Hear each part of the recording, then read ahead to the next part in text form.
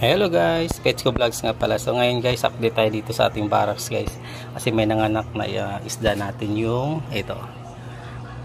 Dwarf Blue Panda. So yan yung tatay, tapos ito yung mga anak guys.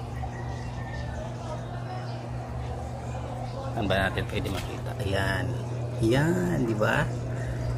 Mukhang marami pa yung anak niya guys. Yan, ito sobrang liit. Alin nandyan yung nanay. So yan, pahinga natin. Tapos may nanganak pang isa guys, yung ano natin, red balloon panda naman ito.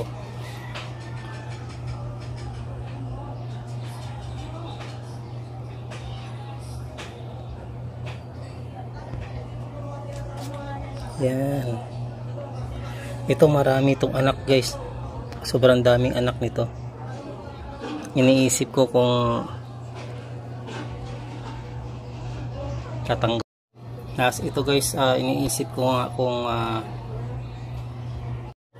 tapos ito nga guys, iniisip ko kung tatanggalin ba yung mga anak nito kasi sobrang dami, baka kainin naman nila kagaya nung unang anak na 3 kinain nila. So ayan, sobrang dami talaga nito. Mayroon pang nakatago dyan, oh. Hindi lang gaano halata, pero ayan, ito yung pinakamarami ng kumpol. Pinag-iisipan ko, kailangan siguro guys magtanggal tayo ng anak, baka kasi kainin na naman nila. Ayun guys, so ano nga pala ngayon guys, May 18 2025. So masaya na tayo uli, pero may namatay din dito. Hindi ko lang pinapakita kasi kinuha ko na kaagad. Namatay yung female dito ng albino full red natin. Hindi ko alam bakit ganun. Ayan, medyo may problema na rin, nag-i-steady guys.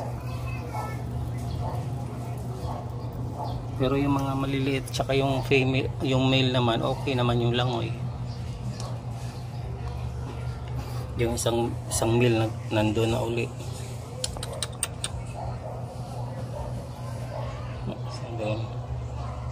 Ayun.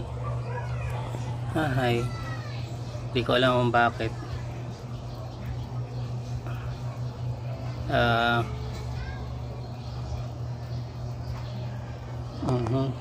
Kasi ito yung unang anak ng mga balloon, red balloon platy. Malalaki na rin sila. Dito ako talaga natuwa guys, marami kasi. Ayan. Tapos yung nanganak kahapon, ito 5 piraso ata to, or 6 pala, 6. Ayan, nasa 6. Ano naman to, di ko nalagyan ng dito kahapon. Lalagyan pala natin ng ano guys, markings kung kailan pinanganak. Hindi natin nalagyan, so mamaya lalagyan natin. Ayan guys, nilagyan na natin ng markings. Ayan, iisip ko talaga rito guys kung kukunin ko yung mga anak o hindi. Ito na yung markings kahapon, May 17. Tapos yung ngayon, May 18. Tapos guys, mamaya yung mother nito ilalagay ko na dun sa pinaka community niya, para yung mga anak na magkaka pre-swim na dyan, tatanggalin na natin tong screen net na nilagay natin. Tapos ito baka bukas pa natin kukunin yung screen nito. Hayaan muna natin. Sobrang dami talaga nito, para makapahinga muna yung babae. Dito medyo malakas na yung babae, kaya pwede natin yung kunin. Ilagay na natin sa dito sa community. Ayan, maraming salamat sa panonood.